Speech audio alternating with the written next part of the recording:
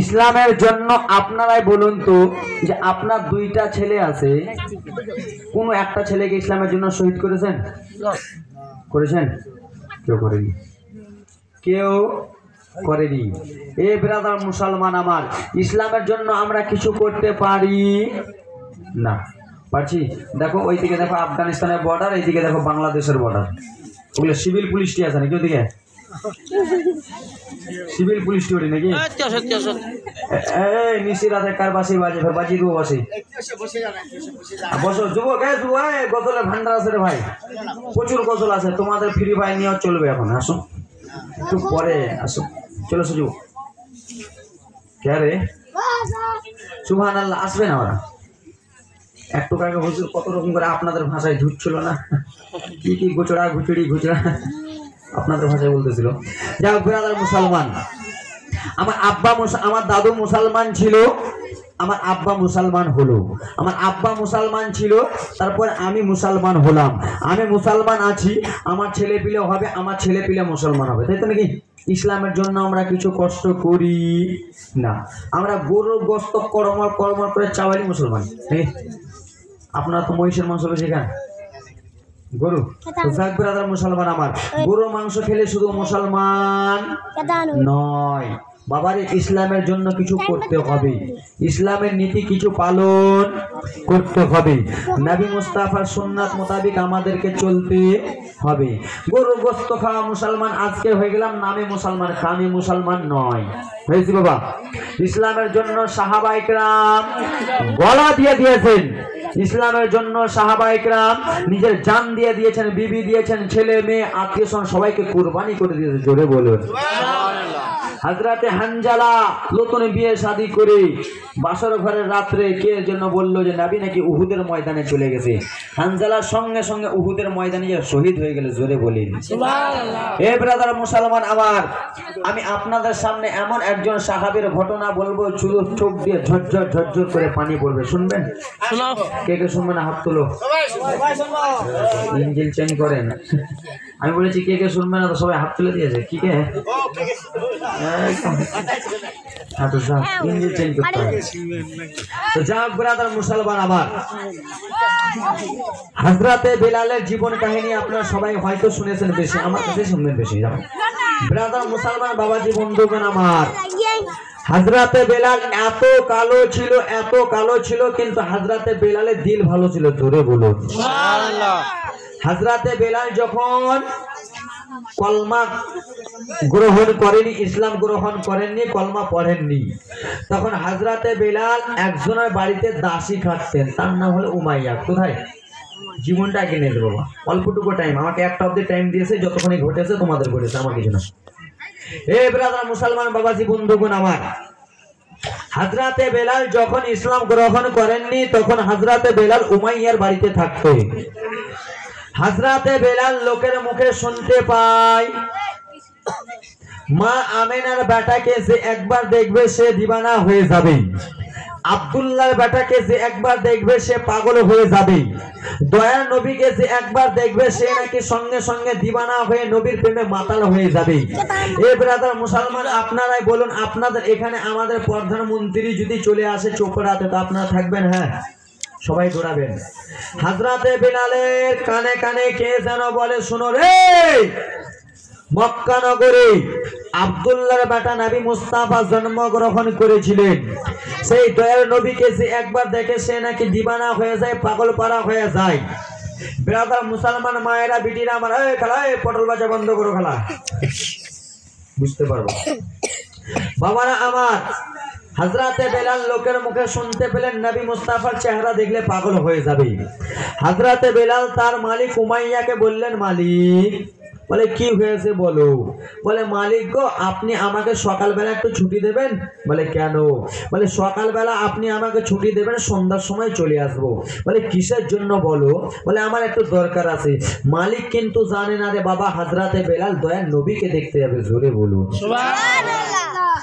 এ brother মুসলমান বাবারা মায়েরা শুনে নাও, শুনে নাও, ইউটিউবের মতো জীবনী হয় না বাবা, ওগুলা মাইক আলাদা। ওরে আমার যুবকেরা রে, হযরতে বেলাল যেন সকাল সকাল মালিকে মেজাজিকে বলে উঠলেন, ওগো মালিক, শুনে নাও মালিক, আমাকে শুধু অল্পটুকু আপনি ছুটি দিয়ে দেন। বলে ঠিক আছে, যাও যাও যাও, আমি তোমাকে ছুটি দিয়ে দিলাম, আমি তোমাকে ছুটি দিয়ে দিয়েছি, যাও যাও রে বেলাল। এই কথাবার্তা চলতেছে রে সব। হযরতে বেলাল যেন সঙ্গে সঙ্গে জানো টুক টুক টুক টুক টুক টুক টুক টুক করে গুটি গুটি গুটি গুটি পায়ে জানো রওনা হয়ে গেল। একটাই কারণ, একটাই মনের আশা, সেটা হলো আমার দয়ার নবীকে দেখার আশা। ওরে আমার মায়েরা রে, হযরতে বেলাল টক টক টক টক করে চলে যায়। মরুভূমির রাস্তা, 1 কিলোমিটার দূর থেকে যেন দেখতে পাই যেন কিছুটা লোক ঘন ঘন বাবারে, কিছুটা লোক যেন হাঁটাহাঁটি করতেছে রে যুবক। নবীর আশিক বেলাল টুক টুক টুক টুক টুক টুক টুক টুক করে চলতেছে, রওনা হয়ে গেল।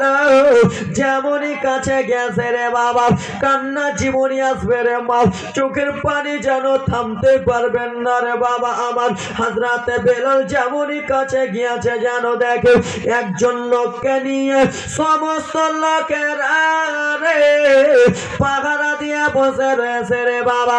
সমস্ত লোকেরা ঘেরুয়া করে নিয়ে বসে আছে। হযরতে বেলাল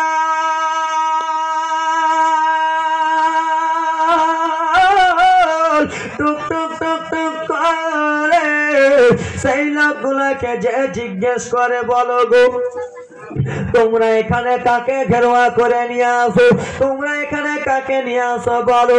বলে এখানে আমার দয়ার নবী আছে, এখানে রহমাতুল লিল আলামিন আরাম করতেছেন। সেই সময় বলেছিল, বলো গো তুমি কোথায় থেকে এসেছো বলো। সে হযরতে বেলাল সেই সময় বলতে লাগলেন, আমার মালিক হলো উমাইয়া, আমি উমাইয়ার বাড়িতে চাকর খাটি, আমি উমাইয়ার গোলাম। এই কথা যেমনই বলেছে রে বাবা, সাহাবা ইকরামেরা বলেন, শোনা রে তুমি এখানে কিসের জন্য এসেছো? তোমার মালিক হলো মুনাফিক, তোমার মালিক আমার দয়ার নবীর উপরে অত্যাচার করে, তোমার মালিক আমার নবীর উপরে হিংসা করে, তোমার মালিক আমার নবীর উপরে টর্চার করে। ওরে চলে যাও, চলে যাও, তোমার মালিক কি উমাইয়া পাঠিয়েছে দয়ার নবীকে দেখতে, না তোমার মালিক এখানে বলে পাঠিয়েছে? হযরতে বেলালের দিলটা যেন নরম হয়ে গেল। হযরতে বেলাল নরম দিনে বলে, বলে ওগো নবী সাহাবীরা গো, আপনারা আমাকে ওই রকম ভাবিয়েন না, আপনারা আমাকে ওই রকম কথা বলিয়েন না। বলে চলে যাও, চলে যাও, তোমার মালিক হয়তো পাঠিয়েছে। বলে না না না না, আমি লোকের মুখে শুনেছি যে একবার দয়ার নবীকে দেখে রে সে নাকি নবীর প্রেমে পাগল হয়ে যায়, যে একবার হাবিবুল্লাহকে দেখে সে নাকি নবীর প্রেমে দিওয়ানা হয়ে যায়, যে আমেনার বেটাকে একবার দেখে সে যেন দয়ার নবীর প্রেমে পাগল হয়ে যায়। এই কথা হযরতে বেলাল যেন বলতে লেগেছে। হযরতে বেলালের দুই চোখ দিয়ে যেন ঝরঝর ঝরঝর করে পানি পড়ে যায়।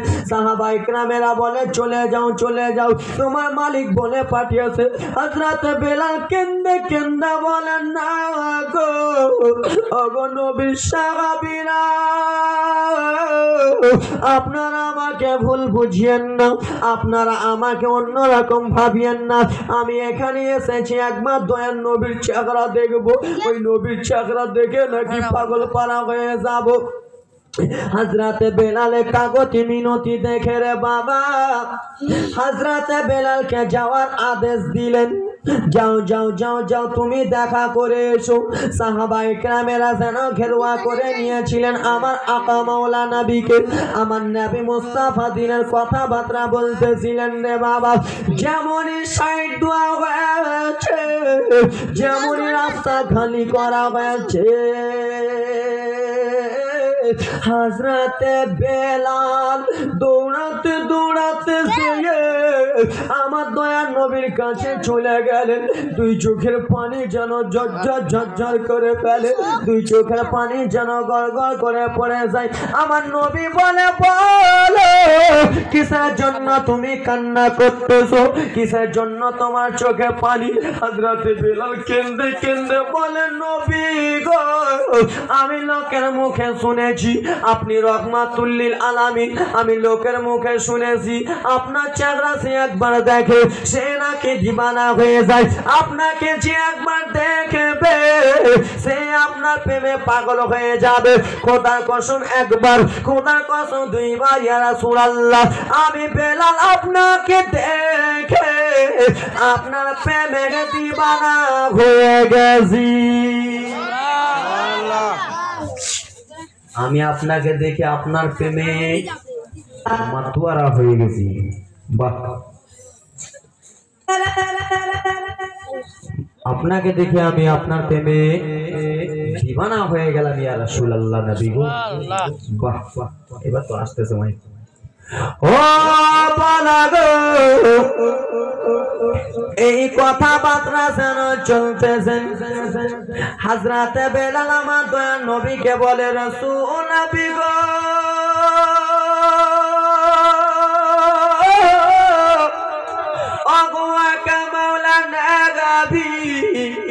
আমি আপনার কাছে একটা কথা বলতে চাই। বলে, কি এমন কথা বলবা বলো? বলি, ইয়া রাসূলুল্লাহ নবীজি, ইয়া হাবিবাল্লাহ নবীজি, আমি লোকের মুখে শুনে আপনার কাছে এসেছিলাম, এখন আমি সত্যি সত্যি আপনার প্রেমে পাগল হয়ে গেছি, আমি সত্যি সত্যি আপনার প্রেমে দিবানা হয়ে গেছি। আপনি শুধু আমাকে একবার কলমা পড়িয়ে নেন, একবার শুধু ইসলামের মধ্যে দাখিল করে নেন। আমার আপনার দয়ার নবী সেই সময় বলেছিল, শুনো গো, তুমি থাকো উমাইয়ার বাড়িতে, তোমার মালিক হলো উমাইয়া, তোমার মালিক তোমার উপরে অত্যাচার করবে, তোমার মালিক অনেক টর্চার করবে, তোমার উপরে অনেক আঘাত করবে, তুমি এখন কলমা পড়িও না। হযরতে বেলাল সেই সময় বলেছিল, ইয়া রাসূলুল্লাহ আমি জানের পরোয়া করি না, আমি মালের পরোয়া করি না, আমি যেন আপনার জন্য জান কুরবান কইরা দিব। ইয়া রাসূলুল্লাহ আমি জানের পরোয়া করি না, মালের পরোয়া করি না। ইয়া রাসূলুল্লাহ আমি নিজের জানখানা আপনার পা মোবারকে কুরবান করে দেব। এই বেরাদা মুসলমান, আমার বাবারে লম্বা জীবনী ছিল, সংক্ষিপ্ত আকারে নিয়ে যাই। হযরতে বেলালকে কলমা পড়ানো হলো।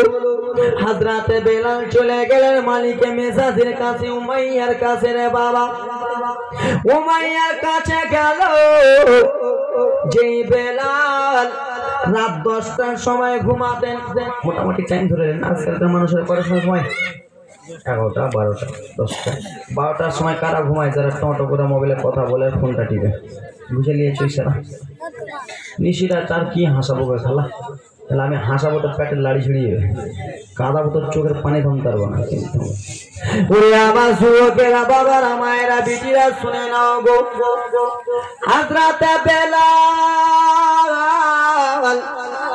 সেই দিন যেন আর ঘুমান না রে বাবা। সারা রাত্রি যেন এদিক ওদিক এদিক ওদিক এদিক ওদিক করে চলে যায়। উমাইয়া রাত্রে বেলা উঠে গেছে। রাত্রে বেলা যেমনই উঠেছে তেমনই দেখতেছে হযরতে বেলাল মুখ দ্বারাই দুইটা কথা বলতেছেন রে বাবা। এক হলো আহাদ, দ্বিতীয় কথা হলো আল আমিন, আল আমিন, আল আমিন, আল আমিন যেন হযরতে বেলাল বলতেছেন। উমাইয়া বলে, ওরে গোলাম, এত রাত্রি হয়ে গেছে, কিসের জন্য ঘুমাও না রে গোলাম? বলো বলো, এত রাত্রি হয়ে গেল, তোমার মুখ দ্বারা কিসের সুন্দর, এত সুন্দর মিষ্টি মিষ্টি কথা শোনা যায়। আল আমিন কিসের জন্য বলো? আল আমিনের মানে কি তুমি জানো? ওরে বেলাল, আহাদ, আহাদ কিসের জন্য বলো? আহাদের মানে কি জানো? এই কথাবার্তা চলতেছে রে বাবা। সকাল হয়ে গেল, হযরতে বেলাল নবীর প্রেমে পাগল হয়ে গেছেন। হযরতে বেলালের দিলটা শুধু নবী নবী নবী নবী করে। আজকাল আমাদের দিল ওরকম করে করে চাচা, আমাদের দিল আজকাল নবী নবী করে না, আমাদের দিলটা আজকাল ফোন ফোন নাকি? এরে ব্রাদার মুসলমান আমার, সকাল হয়ে গেছে। হযরতে বেলালের শরীরে যেন ইসলামের কলমার যেন ঔষধ ঢুকে গেছে রে বাবা। হযরতে বেলালের পাসিনায় রগে রগে নবী মুস্তাফার মোহাব্বত ঢুকে গেছে। ওই নবীকে আজ যেন ছাড়তে পারবেন না।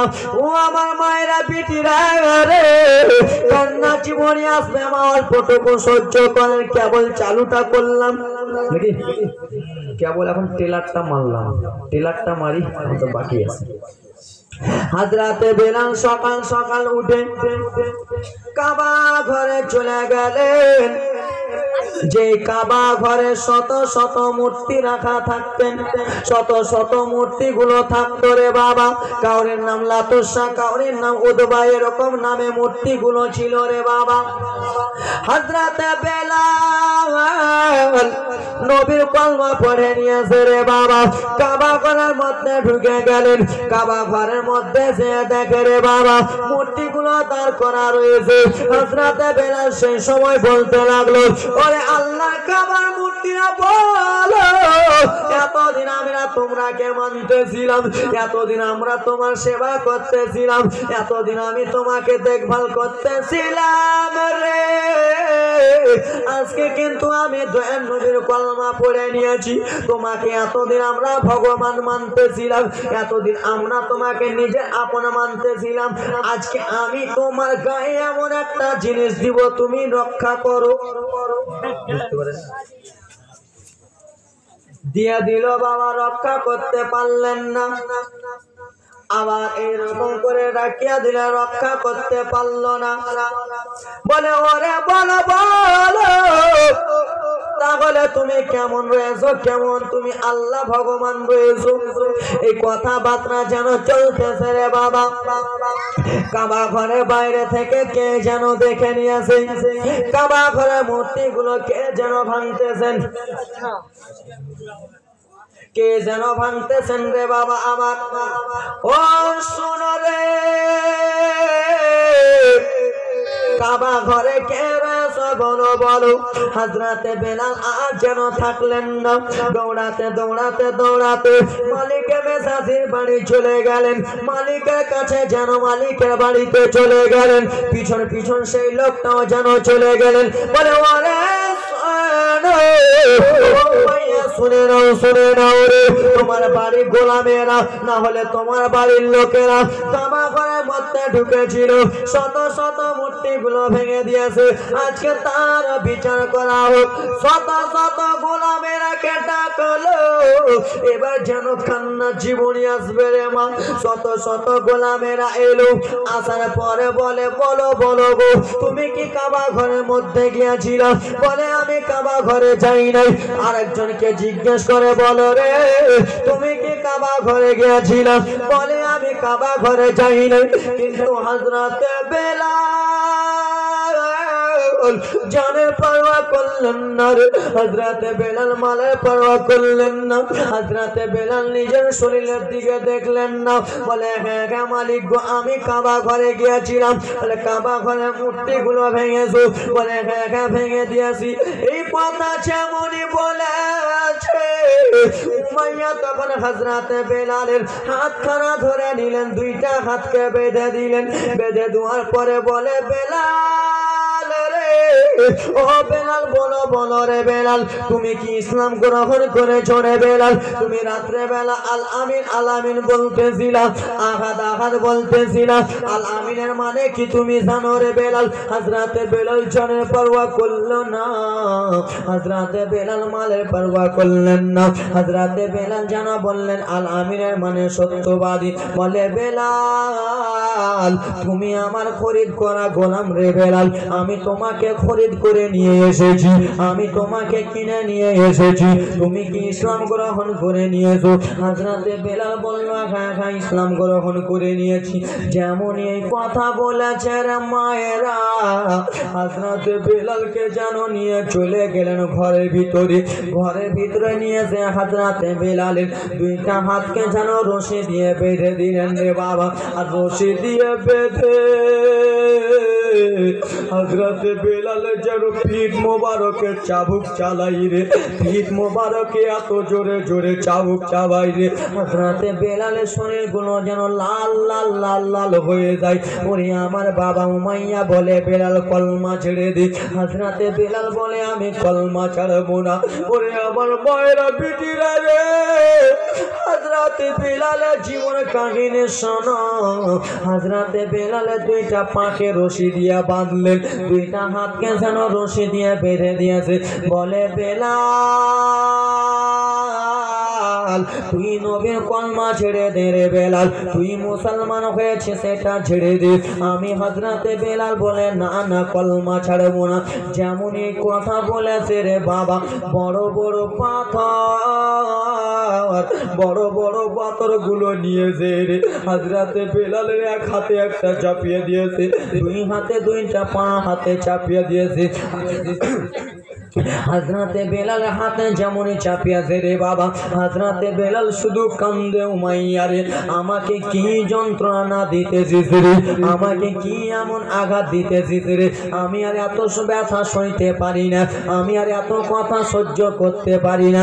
বলে বেলাল শোনা রে, ও বেলাল শোনা, তুই একবার নবীর কলমা ছেড়ে দে, আমি তোকে মক্কার মেয়ের সঙ্গে বিয়ে দিয়ে দেব, মদিনার বাদশা মেয়ের সঙ্গে বিয়ে দিয়ে দেব, টাকা পয়সা তোকে দিয়ে দেব।